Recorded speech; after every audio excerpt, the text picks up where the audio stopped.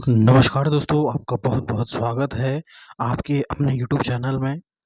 तो आज हम देखेंगे आपके चंद राजवंश का पार्ट सेकंड रहेगा। इसमें हम देखेंगे आपके अन्य जो चंद राजा थे, ठीक है?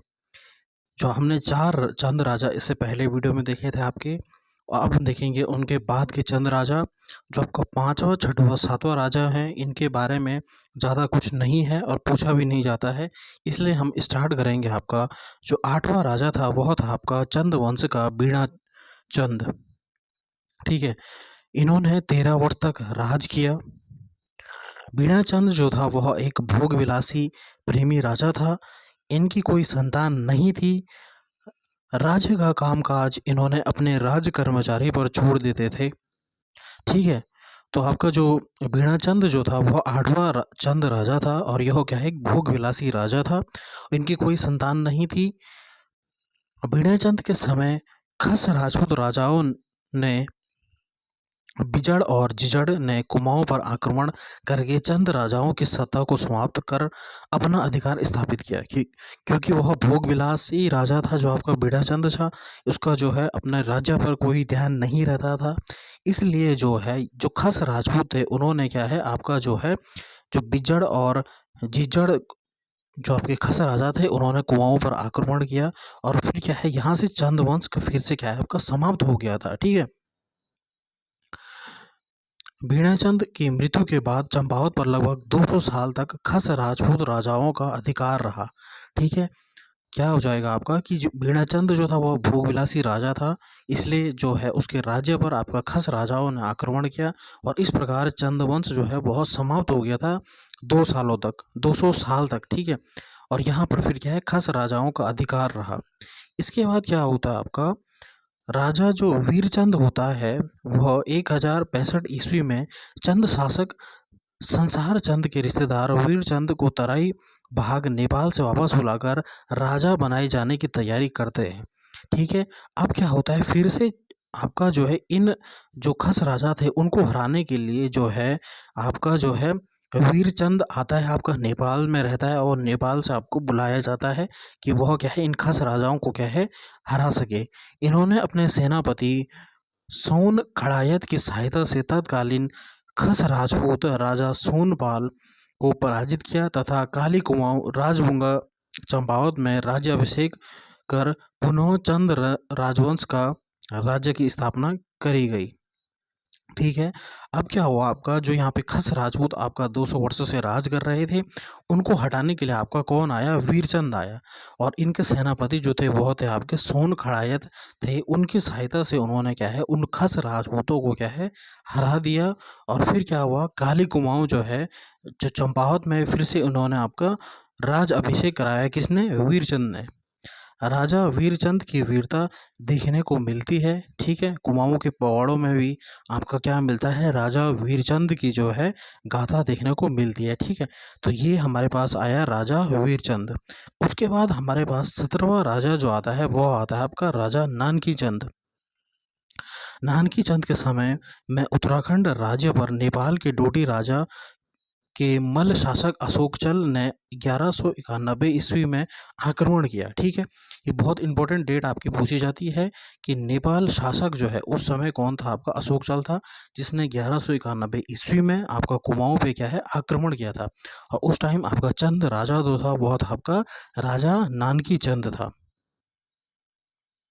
अशोकचल ने उत्तराखंड पर आक्रमण के विषय में जानकारी गोपेश्वर त्रिशूल लेख, बाड़ाहट त्रिशूल लेख तथा बोध गया के 3 अभिलेखों से प्राप्त होती है, ठीक है? कि अशोकचल जो है नेपाल का राजा था, उसने 1191 ईस्वी में आपका काली कुमाऊं के क्षेत्र पर आक्रमण किया था। इसकी जानकारी का स्रोत हमें कहाँ से प्राप्त हुआ है, यह हमें हमारे जो है गोपेश्वर त्रिशूल अभिलेख जो मैंने बताया आपको, जिसमें आपका नागवंश का लेख लिखा था, और बाड़ाहट त्रिशूल अभिलेख और बौद्ध गयास के 3 अभिलेख में भी हमें यह जानकारी मिलती है कि नेपाल राजा जो अशोकचल था, उसका आक्रमण जो हुआ था वह उत्तराखंड पे हुआ था।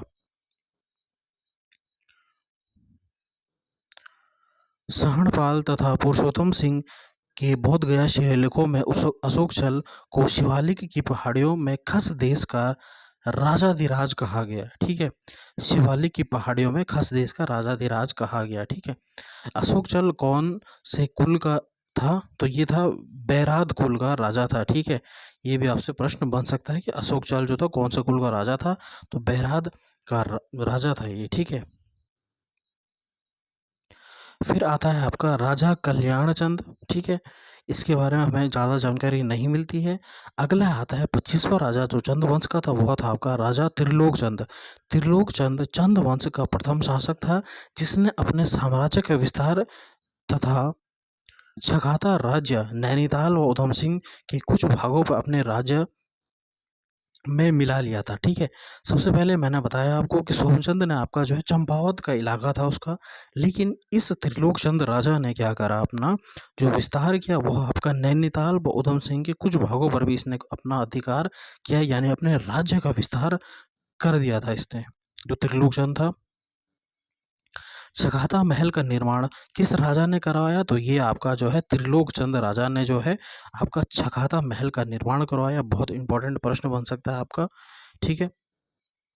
त्रिलोक चंद के द्वारा भीम ताल में एक किला बनवाया गया, ठीक है, क्योंकि इसने नैनीताल का जो जो इलाका था वह अपने अधीन कर लिया था, तो इसने क्या है भीमताल में भी एक किले का निर्माण करवाया था, ठीक है।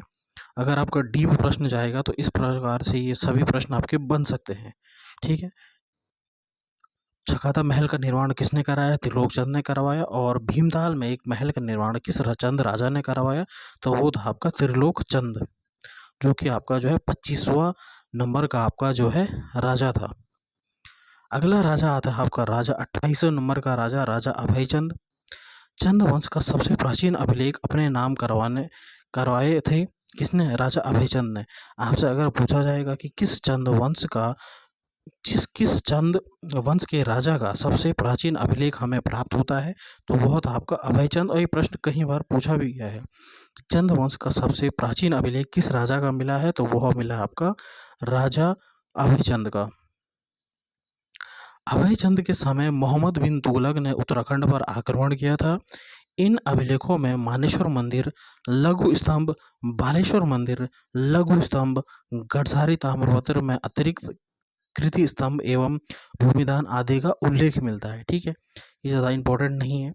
अगला इंपॉर्टेंट राजा आपका आता है 29वां राजा। ये बहुत इंपॉर्टेंट आपका जो आपका राजा ज्ञानचंद है, इसे हम आपका क्या है गरुड़ ज्ञानचंद भी कहते हैं, ठीक है।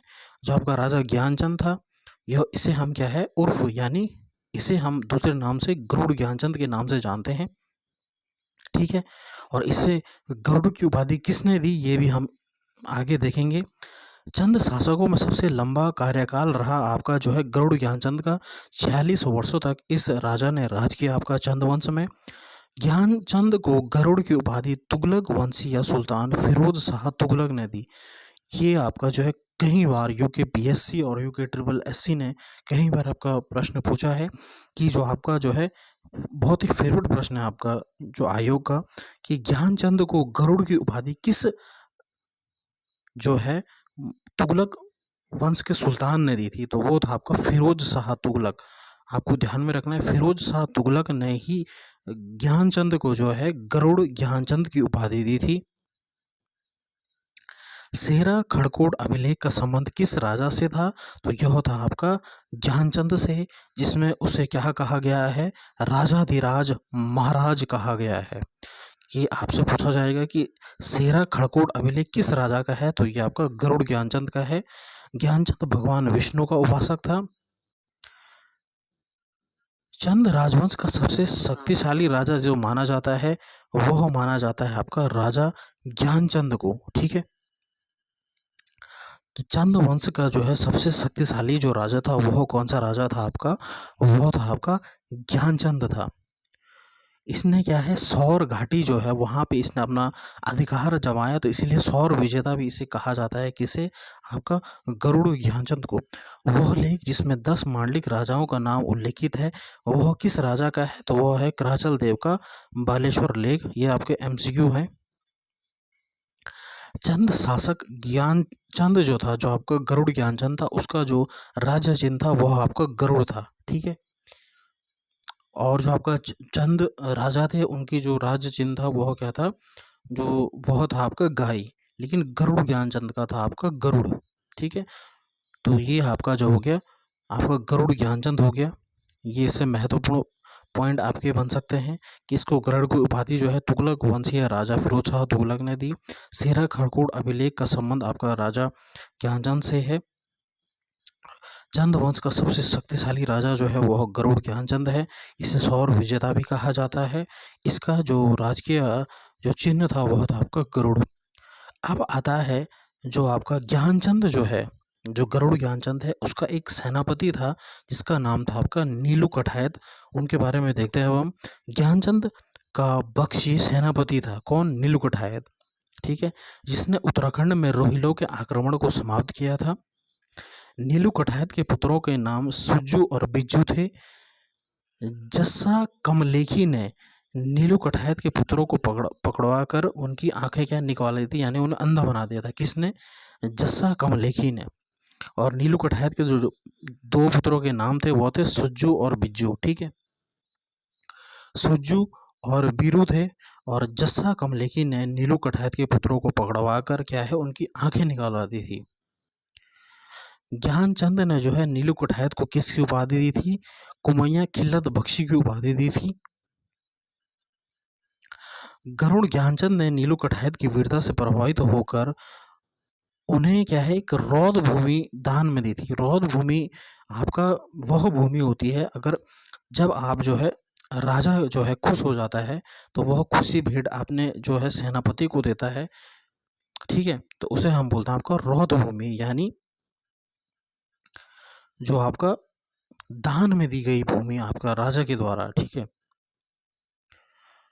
तो इसे बोलते हैं हम रौद भूमि। तो जो है उसने क्या है रौद भूमि किसको दी? नीलू कठायत को दी उनकी वीरता के लिए। ठीक है, तो ये आपका नीलू कठायत से हो गया। अगला आता है आपका राजा हरिहर यानी हरिचंद। उनके बारे में हमें कोई जानकारी नहीं मिलती है।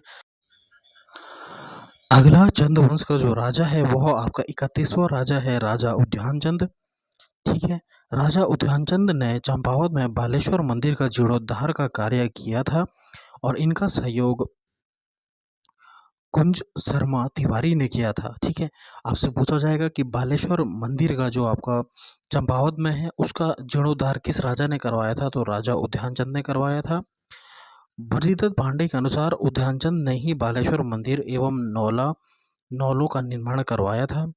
अंतिम मरम्मत इस मंदिर की 1796 में गोरखा सूबेदार महावीर थापा ने करवाई थी। ठीक है, तो यही आपका इतना ही है आपका उद्यानचंद से। इन्होंने क्या है बालेश्वर मंदिर का जीर्णोद्धार किया था। ठीक है, तो सबसे पहले हमने आज क्या कौन से राजा पढ़े आपके? राजा वीणाचंद पढ़े जो कि एक भूविलासी राजा थे। इन्हीं के द्वारा जो है चंद वंश का पतन हो चुका था 2 साल तक। और यहाँ पर जो है खस राजपूतों ने क्या है अपना जो है राज्य किया। उसके बाद राजा वीरचंद आए जिनके द्वारा फिर से आपका जो है चंद वंश की सत्ता आई। और इन्होंने क्या है राजभूंगा चंपावत जो किला था वहाँ पे अपना राज्याभिषेक करवाया और चंद वंश की फिर से स्थापना करी। 17वां राजा था आपका नानकी चंद। ठीक है, और उसके बाद आता है आपका जो है राजा त्रिलोकचंद, जिसने नैनीताल और उधम सिंह के भागों को अपना अधीन किया था और छकाता महल और भीमताल में एक किला बनवाया था। उसके बाद राजा अभयचंद आता है जिनका कि सबसे प्राचीन अभिलेख हमें प्राप्त होता है। अभयचंद के समय जो है मोहम्मद बिन तुगलक वह उत्तराखंड आक्रमण किया था। उसके बाद आता है राजा ज्ञानचंद, जिसे हम गरुड़ ज्ञानचंद के नाम से भी जानते हैं। और इसको गरुड़ की उपाधि जो है तुगलक वंश के राजा फिरोज शाह तुगलक ने दी थी। सेरा खरकोट अभिलेख जो है वह जो है आपका गरुड़ ज्ञानचंद का है।